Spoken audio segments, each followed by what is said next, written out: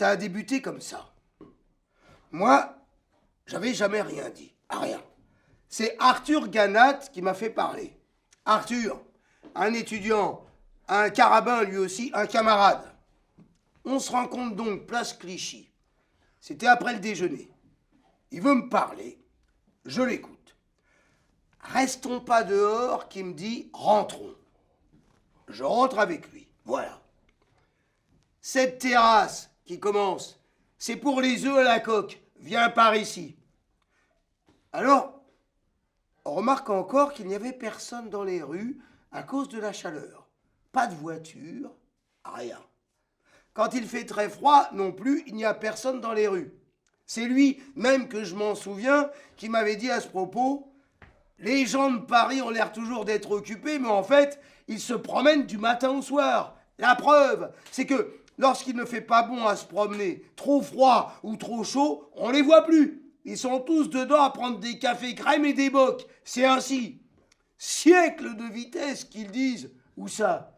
Grand changement qu'il raconte. Comment ça? Rien n'est changé en vérité. Il continue à s'admirer et c'est tout. Et ça n'est pas nouveau non plus. Des mots, et encore pas beaucoup, même parmi les mots qui sont changés, 2 ou 3 par-ci par-là, des petits.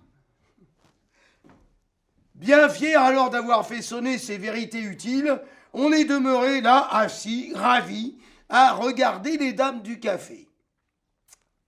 Après, la conversation est revenue sur le président Poincaré qui s'en allait inaugurer justement ce matin-là une exposition de petits chiens. Et puis, de fil en aiguille, sur le temps où c'était écrit. Tiens, voilà un maître journal, Le Temps, qui me taquine Arthur Ganat à ce propos. Il n'y en a pas deux comme lui pour défendre la race française. Elle en a bien besoin, la race française, vu qu'elle n'existe pas, que j'ai répondu, moi, pour montrer que j'étais documenté et du tac au tac. Si donc il y en a une, et une belle de race, qu'il insistait lui, et même que c'est la plus belle race du monde et bien cocu qui s'en dédie. Et puis le voilà parti à m'engueuler. J'ai tenu ferme, bien entendu. C'est pas vrai. La race, ce que t'appelles comme ça, c'est seulement ce grand ramassis de miteux dans mon genre, chassieux, puceux, transis, qui ont échoué ici poursuivis par la faim, la peste, les tumeurs et le froid, venus vaincus des 4 coins du monde. Ils ne pouvaient pas aller plus loin à cause de la mer. C'est ça la France, et puis c'est ça les Français. Bardamu, qui me fait alors gravement et un peu triste. Nos pères nous valaient bien, n'en dis pas de mal. T'as raison, Arthur. Pour ça, t'as raison. Haineux et docile, violé, volé, étripé, couillon toujours, il nous valait bien.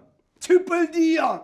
Nous ne changeons pas, ni de chaussettes, ni de maître, ni d'opinion, ou bien si tard que ça n'en vaut plus la peine. On est nés fidèles, on en crève, nous autres, soldats gratuits. Héros pour tout le monde et singes parlants, mots qui souffrent. On est nous les mignons du roi misère. C'est lui qui nous possède. Quand on est pas sage, il serre. On a ses doigts autour du cou. Toujours, ça gêne pour parler. Faut faire bien attention si on tient à pouvoir manger. Pour des riens, il vous étrangle. C'est pas une vie. Il y a l'amour, Bardamu. Arthur. L'amour, c'est l'infini mis à la portée des caniches, et j'ai ma dignité, moi, que je lui réponds. Parlons-en de toi. T'es un anarchiste, et puis voilà tout. Un petit malin, dans tous les cas. Vous voyez ça d'ici. Et tout ce qu'il y avait d'avancé dans les opinions. Tu l'as dit, Bouffi, que je suis anarchiste. Et la preuve la meilleure, c'est que j'ai composé une manière de prière vengeresse et sociale dont tu vas me dire tout de suite des nouvelles. Les ailes en or, c'est le titre. Et je lui récite alors un Dieu qui compte les minutes et les sous. Un Dieu désespéré, sensuel et grognon comme un cochon. Un cochon avec des ailes en or qui retombe partout, le ventre en l'air, prêt aux caresses. C'est lui, c'est notre maître. Embrassons-nous. Ton petit morceau ne tient pas devant la vie. J'en suis, moi, pour l'ordre établi, et je n'aime pas la politique. Et d'ailleurs, le jour où la patrie me demandera de verser mon sang pour elle, elle me trouvera, moi, bien sûr, et pas fainéant, prêt à le donner. Voilà ce qu'il m'a répondu. Justement, la guerre approchait de nous deux sans qu'on s'en soit rendu compte, et je n'avais plus la tête très solide.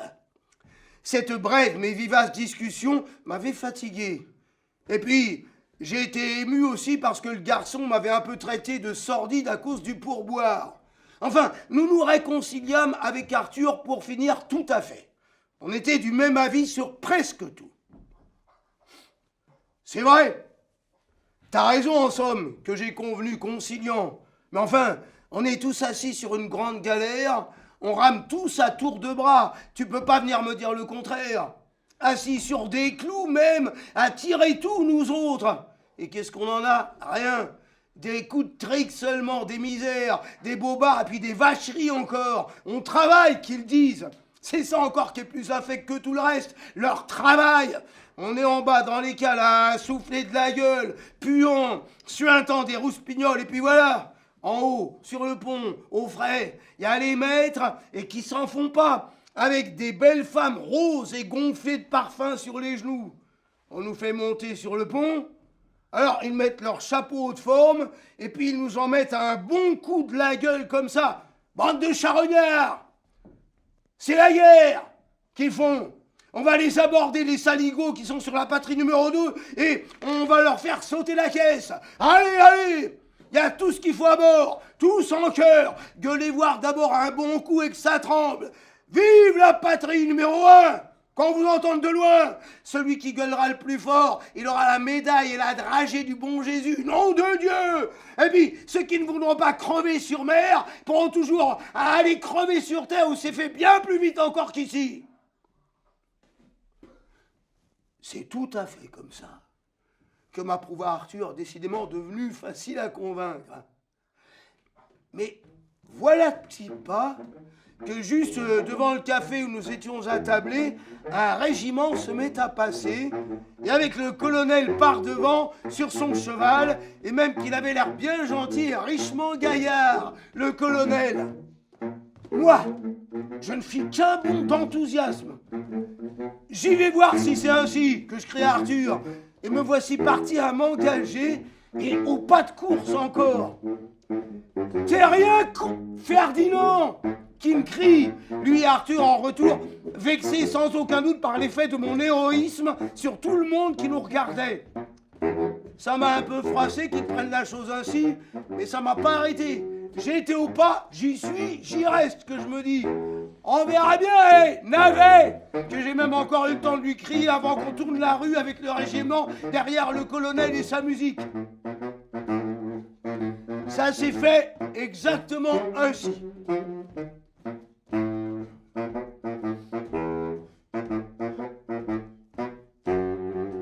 Alors on a marché longtemps.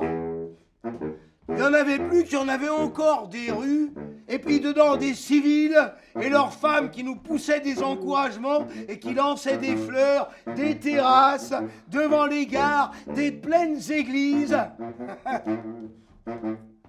Il y en avait des patriotes. Et puis il s'est mis à y en avoir moins des patriotes. La pluie est tombée. Et puis encore de moins en moins. Et puis plus du tout d'encouragement. Plus un seul sur la route. Nous n'étions donc plus rien qu'entre nous, les uns derrière les autres.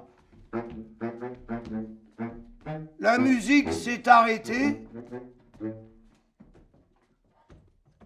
En résumé, que je me suis dit alors, quand j'ai vu comment ça tournait, c'est plus drôle. C'est tout à recommencer.